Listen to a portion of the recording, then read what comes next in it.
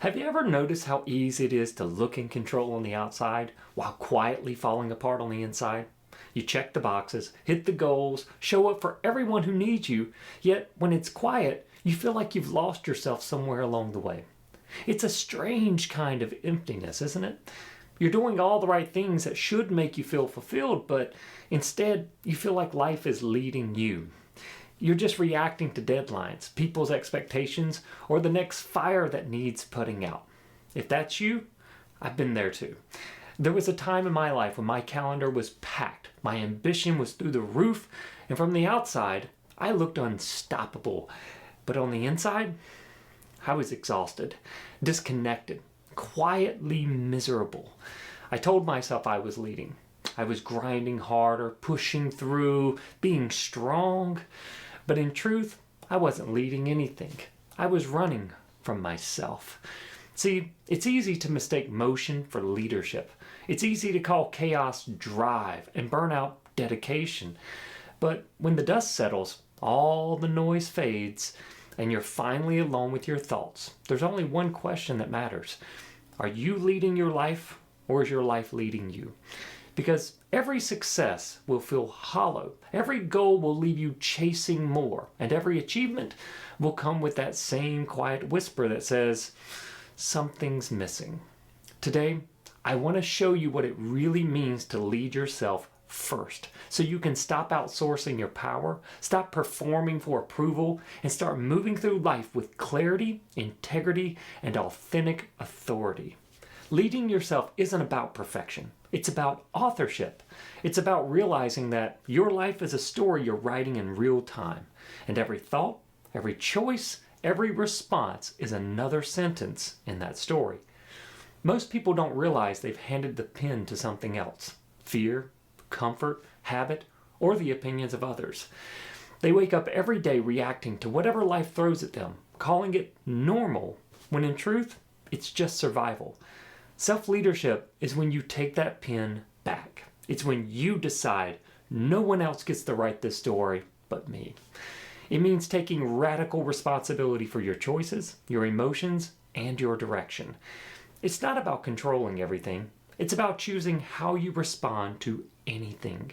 Because control is rooted in fear, but leadership is rooted in presence. It sounds simple, but it changes everything. When you start leading yourself, you stop chasing validation and start living from alignment. You stop performing for love and start embodying truth.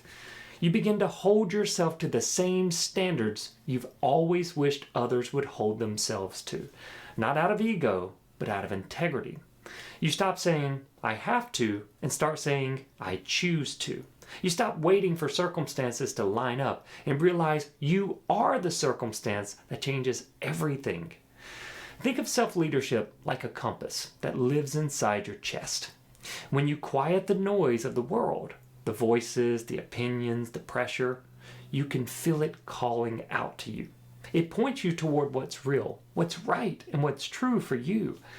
It never lies. It never misleads you, but you have to be willing to slow down long enough to listen.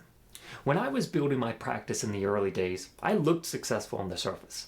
Clients were coming in, the business was growing, people around me said, "You're killing it." But the truth was that I was drowning. I worked 7 days a week, isolating myself in my office, disconnected from my family, my friends, and most of all, from myself. I told myself this was what leadership looked like. Grind harder, sacrifice more, keep pushing. But deep down, I knew it wasn't leadership. It was avoidance. Here's the part I didn't want to admit at the time. Overworking wasn't leadership. It was my escape. It was how I avoided facing the shame, the fear, and the old belief that I wasn't enough unless I was producing. The more exhausted I became, the more I told myself, this is what it takes. But I wasn't leading my life.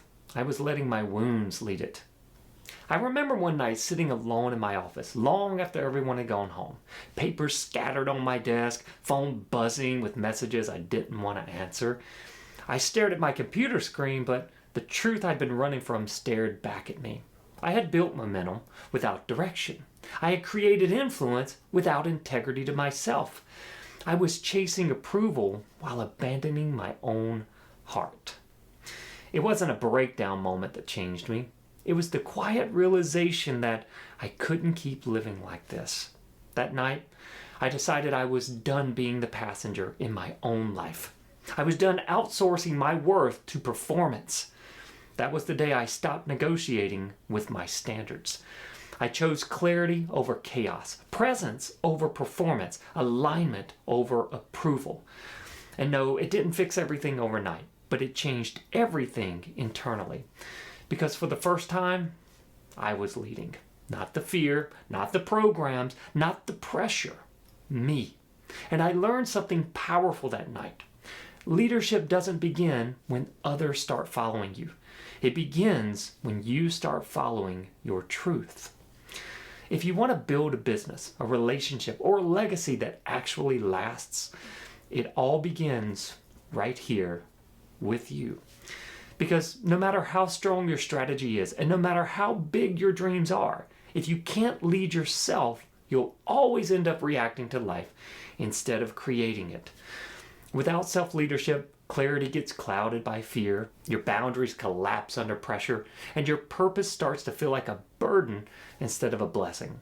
It's not that you don't know what to do, it's that when fear, doubt, or emotion takes the wheel, your clarity disappears. And suddenly, you're saying yes when you mean no. You're chasing approval instead of alignment. You're managing chaos instead of creating results. When you don't lead yourself, life begins to lead you through obligation, distraction, or survival. And that's why so many people feel exhausted while calling it ambition. So let me ask you something. Where in your life have you been reacting instead of leading? Where have you been waiting for permission instead of setting your own direction? Where have you been shrinking your truth just to keep the peace? Because the truth is, you can't lead what you don't own. You can't influence what you avoid. And you can't build something lasting on a foundation of self-betrayal. When you lead yourself first, everything changes. You start moving from reaction to creation, from confusion to clarity, from pressure to presence. You stop asking, what will people think? And start asking, what's true for me? And that shift from performance to presence is the moment leadership begins. Let's take a moment together to anchor this in. If you can, take a slow breath in and let it out. Drop your shoulders, unclench your jaw, let yourself be right here, right now. Now I want you to ask yourself a question, and don't rush for the answer. Just let it rise naturally. Where in my life am I avoiding instead of leading? Maybe it's your health. Maybe it's a relationship. Maybe it's a decision you keep putting off because you're waiting for the right time or someone else's approval. Whatever it is, just let it surface. Now ask yourself, what does leadership look like here, today? Not perfection, not a 10-step plan, just one aligned action that honors your truth. Maybe leadership looks like setting a boundary you've been afraid to set. Maybe it's telling the truth you've been avoiding. Maybe it's giving yourself permission to rest. You don't have to have all the answers. You just have to take one honest step in the direction of your truth, and then another. And as you breathe, I want you to feel this truth in your body. You are not behind. You are not failing. You are not weak for needing a reset. You are leading yourself right now, in this very moment. Because self-leadership isn't about controlling the storm. It's about becoming the calm within it. It's not about knowing what's next. It's about trusting who you are in the middle of it. So take one more breath. Feel that compass in your chest. And remember, the answer you've been searching for has always been within you. You just needed the courage to listen. When you lead yourself, everything shifts. Not just in your life, but in the lives of everyone around you. Your children watch you keep your word to yourself, and they learn what integrity really looks like. Your team sees you stay centered under pressure, and they begin to rise to your level instead of pulling you down to theirs.